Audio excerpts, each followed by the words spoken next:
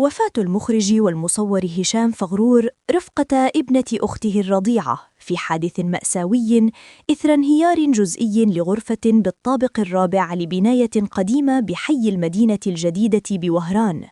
حادث هز القلوب قبل أن يهز الجدران، وترك وجعاً عميقاً في نفوس كل من عرفه وكل من سمع بالخبر.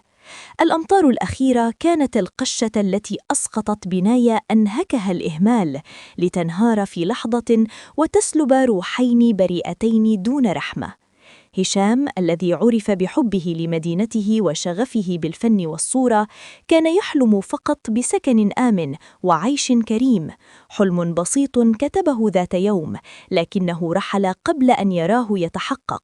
رحل وهو يحمل الأمل، وترك خلفه حسرة وأسئلة مؤلمة عن مصير العائلات التي تعيش تحت خطر الانهيار كل يوم. الفاجعة أعادت إلى الواجهة واقع السكنات الهشة، وطرحت من جديد مسؤولية الجهات المعنية في حماية الأرواح قبل فوات الأوان.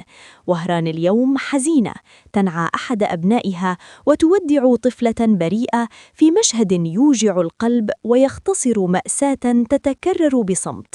رحم الله الفقيد والرضيعة، وألهم أهلهما الصبر والسلوان.